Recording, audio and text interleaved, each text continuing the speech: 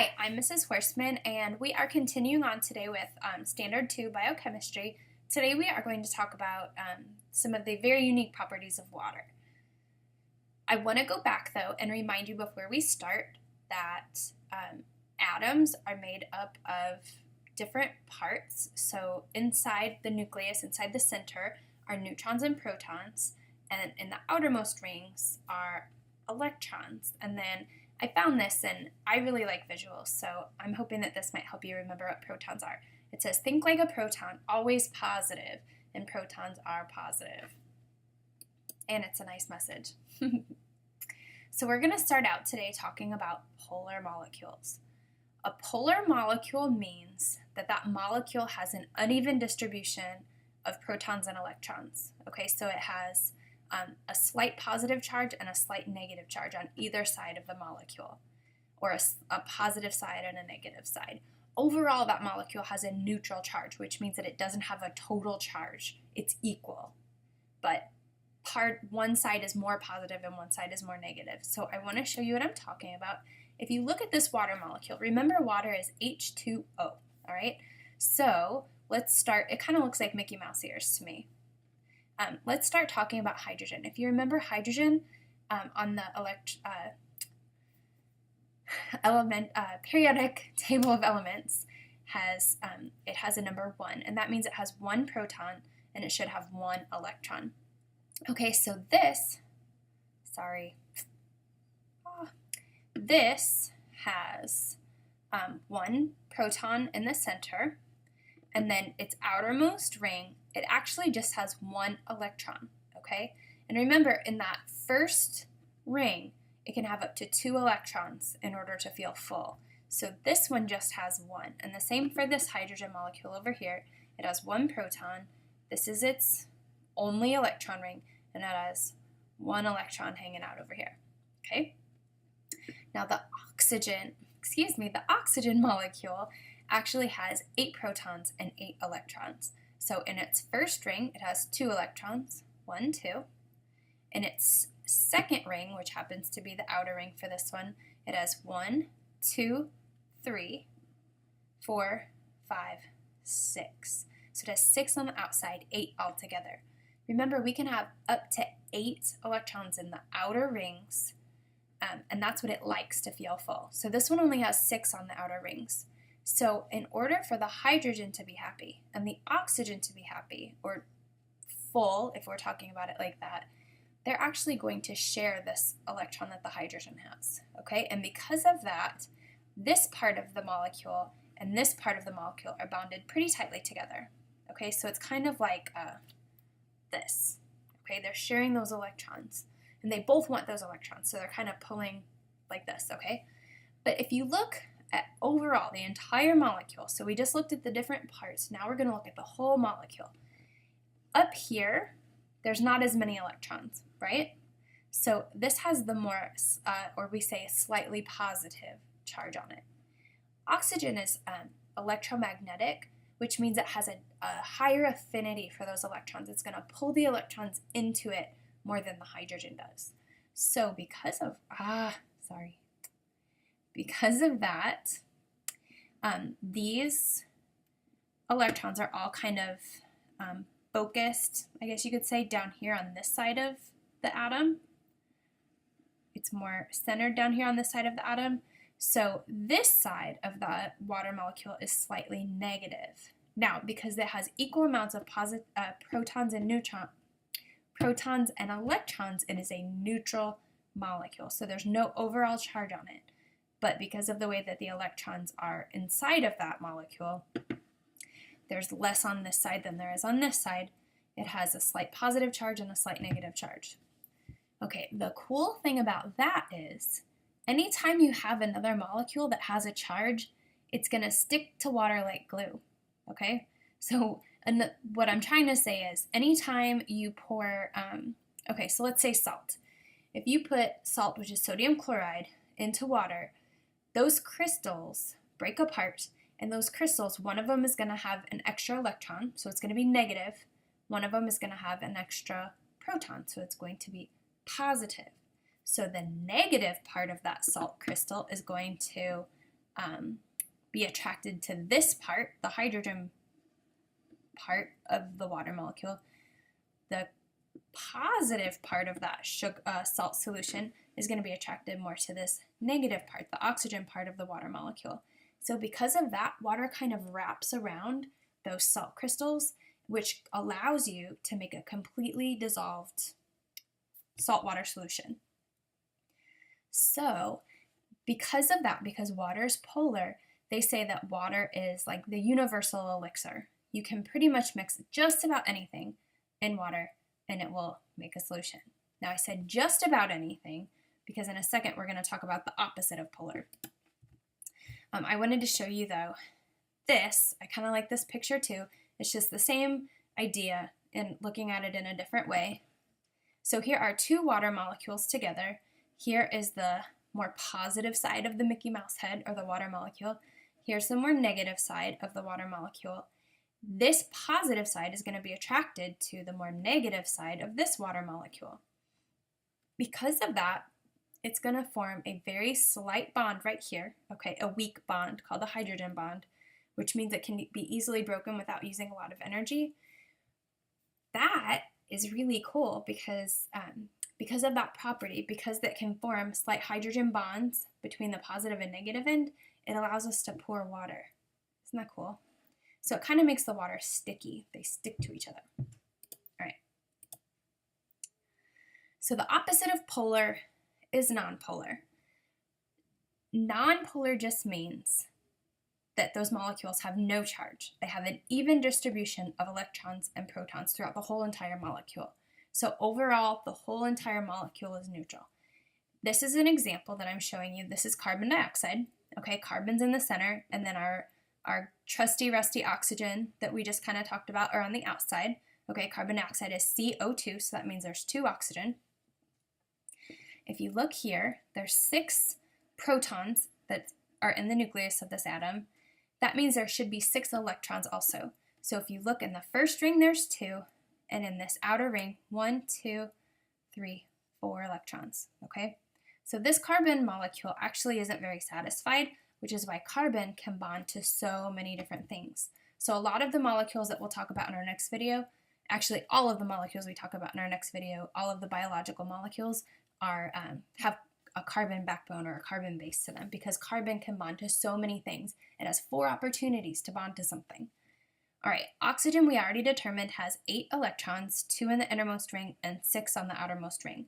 So because of that, this oxygen needs to share 2 electrons to feel full. This oxygen also needs to share 2 electrons to feel full. The carbon needs 4 total to feel full. So if it shares 2 on this side and 2 on this side, it is going to feel full, and so are the oxygens. So that's why it's called a nonpolar molecule. All of the electrons are pretty evenly distributed throughout the whole entire molecule. The reason that it's important for you to know the difference between polar and nonpolar is because those 2 molecules don't mix together, okay? Another good example of a nonpolar molecule is fat or lipids. If you have ever seen water and oil mixed together, you notice that the oil makes little bubbles and they don't really mix. If you shake it up and then you let it sit, the oil is going to float to the top and the water is going to be on the bottom. They separate from each other, okay? They don't like each other. Polar and nonpolar do not like each other. They don't mix. The reason that that's important is because when we talk about cells and the membrane around the cells, we're going to talk about how molecules move through the membrane, okay? And part of the membrane is actually made up of fat. So if you can imagine fat, nonpolar molecules like fat don't like polar molecules like water, so they don't mix very well. So we're going to have to talk about some of the sneaky things that cells do to get things like water inside the membrane. Okay, so knowing that, I thought this cartoon was really funny. So here's a water molecule right here. This is actually a fat molecule, okay? So the water molecule says, I'm sorry, we just can't be together. And the fat says, the lipid says, is it because I'm fat? Actually, yes, it is. And then I also really liked this one. This is a polar bear in the water. He's saying, help, help, I'm dissolving. And then the grizzly bear says, but bears are insoluble. And the polar bear says back, well, that's easy for you to say. You're not polar. I cracked myself up. You gotta have a sense of humor, right? Okay, so I just mentioned the word insoluble, and that means that it doesn't dissolve well in water. And the reason that I threw that in there is because here's a couple of terms that you need to know. When we talk about a solution, we're talking about a mixture, an evenly distributed mixture. So I just talked a few slides ago about a saltwater solution, and that's where you put salt in water, you stir it up, and the salt evenly is distributed. You don't really see any of the salt in the water. It looks like a cloudy water mixture. It's a mixture, okay? If you break that mixture into two different parts, you have a solute and a solvent. The solute is what's added to the mixture, and the solvent is what the mixture goes into. So I always think of Kool-Aid, okay? I don't know about you, but when I was a little kid, my mom used to make us Kool-Aid, especially on really hot days. She would take this great big pitcher and fill it full of water, and then tear that Kool-Aid packet top off and dump it in and mix it up, okay? So the Kool-Aid packet, really, it's just sugar and color and some extra flavoring. That is the solute. We're going to add it to the mixture, okay? That big pitcher of water is the solvent. That's what the mixture goes into.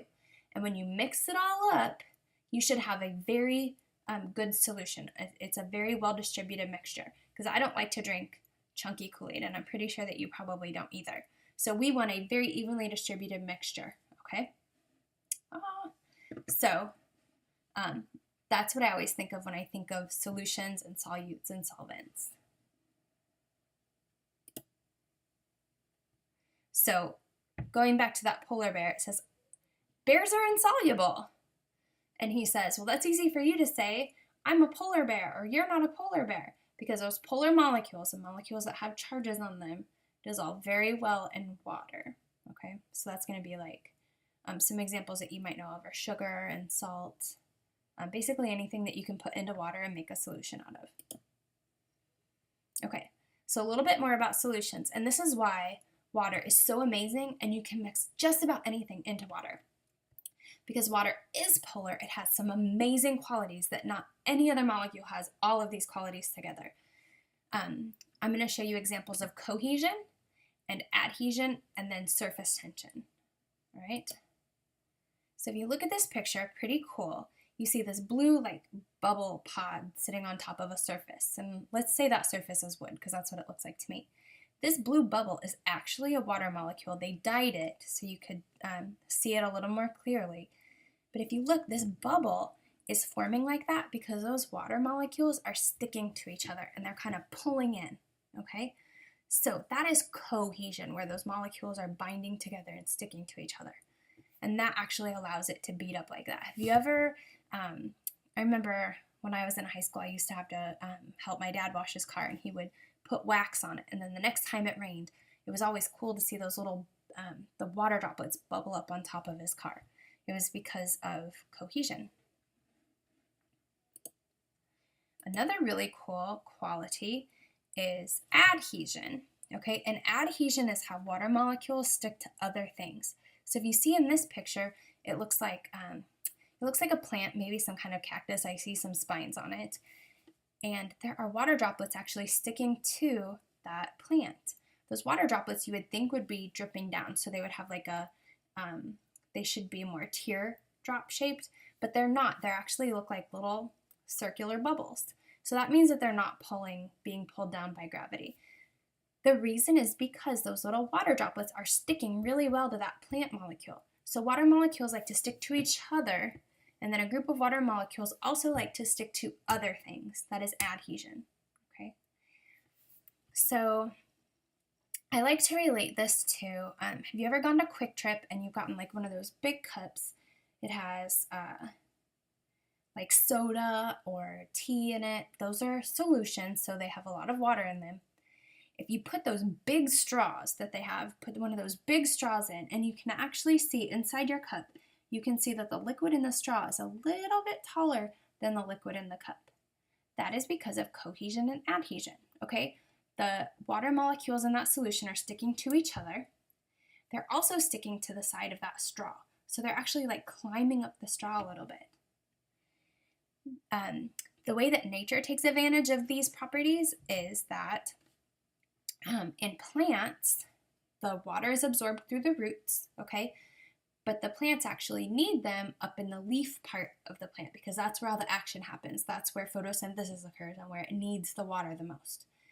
So in order for it to get the water from the roots of the tree all the way up to the leaves of the tree, it uses these tissues inside the plant that actually look kind of like straws. They're connective tissues that look like big long straws. So there's a ton of these big long straws packed together in the stem of that plant, and the water, because of adhesion and cohesion, are actually climbing up those little straw-shaped organs or straw-shaped tissues that are inside that plant. And then we also have some evaporation going on. So the sun comes out and it's actually pulling the water up also. So because of adhesion and cohesion and evaporation, those plants are actually allowed to get the water up to the tops of the leaves. That's how plants can grow so tall. That's why you see such tall trees. If that didn't happen, plants would be very short because they wouldn't be able to get the water up to where the plant needed it the most. And I told you I really liked visuals, so I found this and I thought that it would be a really good way to show you the difference between adhesion and cohesion. So here are two water molecules, and here's a glass or some other object, okay? So we'll just say it's a straw because that's what we've been talking about. So cohesion, right here, is where those water molecules are sticking to each other, cohesion, together, and then adhesion is where they are sticking to another surface. So in this case, we said it was a straw, so that water molecule is holding on tight to that straw, okay? The other property that I told you that I wanted to talk about today was surface tension. Okay, so if you think of any body of water, it can be your cup of water, it could be a huge lake of water, okay? Those water molecules, I said, like to stick to each other. Well, at the surface of the lake, there's no water molecules above that surface for it to stick to. So they stick to each other even tighter. And because of that, it's almost like it forms a film on top of that body of water. It's not actually film, it's all still water. But because of that, light molecules that are kind of evenly distributed, like you see in this picture as a water strider bug, because of that, they can actually sit on the top of the water because of the surface tension. That surface tension's holding them up. I hate spiders. I've also seen spiders crawl on the top of water. And also a good example of that is Jesus lizards, or I can't think of the official name of them. But if you think of a Jesus lizard, those are the lizards that run so fast that they can run on top of water. Well, they are running really fast, but it's also because of that surface tension. They're not breaking the tension of the water as they run. It's actually using it as a flat surface. Okay? So we just talked about a lot today.